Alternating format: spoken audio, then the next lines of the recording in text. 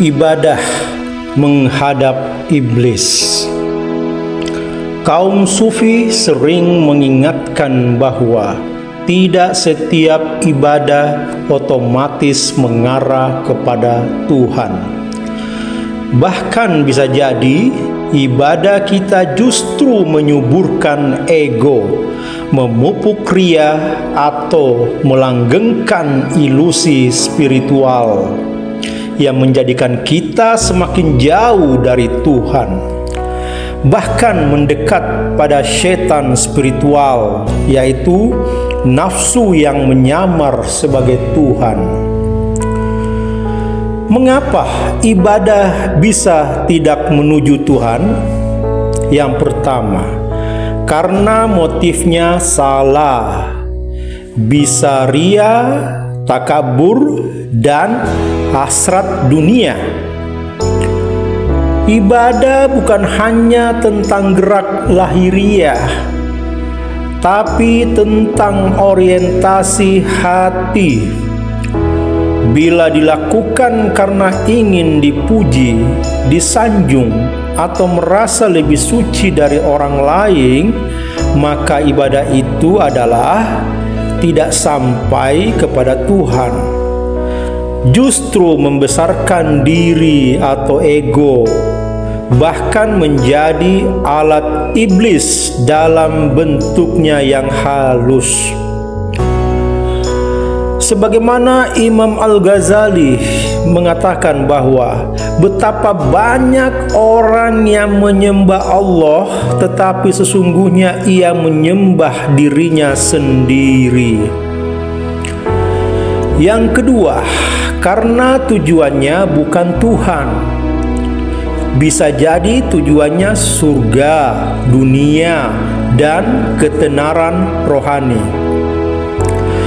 Dalam makam sufi, ibadah yang ditujukan untuk surga atau takut neraka saja belum murni.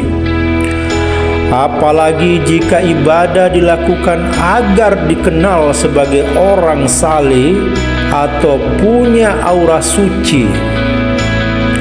Karena itulah iblis adalah simbol ahli ibadah tanpa cinta. Dalam tafsir sufistik, iblis adalah contoh nyata makhluk yang rajin ibadah, penuh ilmu, bahkan disebutkan beribadah ribuan tahun, tapi tetap dikutuk. Mengapa? Karena ibadahnya bukan karena cinta, melainkan kesombongan spiritual. Ketika Allah memerintah untuk sujud kepada Adam, dia menjawab, "Aku lebih baik darinya." Sebagaimana diabadikan dalam Quran surah Al-A'raf ayat 12. Maka Sufi menekankan, ibadah tanpa tawaddu, cinta, dan kehancuran diri adalah ibadah yang iblis pun bisa melakukannya. Ayat-ayat suci pendukung tentang masalah ini sebagai berikut. Yang pertama, Quran surah Al-Ma'un ayat 4-6. Maka celakalah orang-orang yang salat, yaitu mereka yang lalai dari salatnya dan yang berbuat ria. Ayat kedua, Quran surah Al-Kahfi ayat 103-104.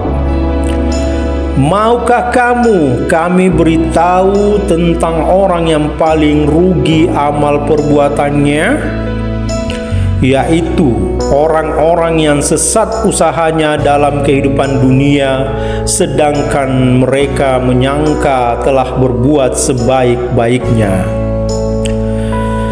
Ayat ini oleh Sufi ditafsir sebagai sindiran untuk ahli ibadah yang tertipu ibadahnya sendiri.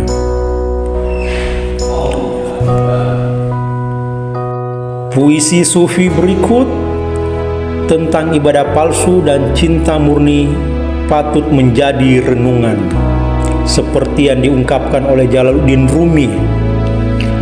Bukan sujudmu yang kuinginkan, tetapi hatimu yang hancur karenaku.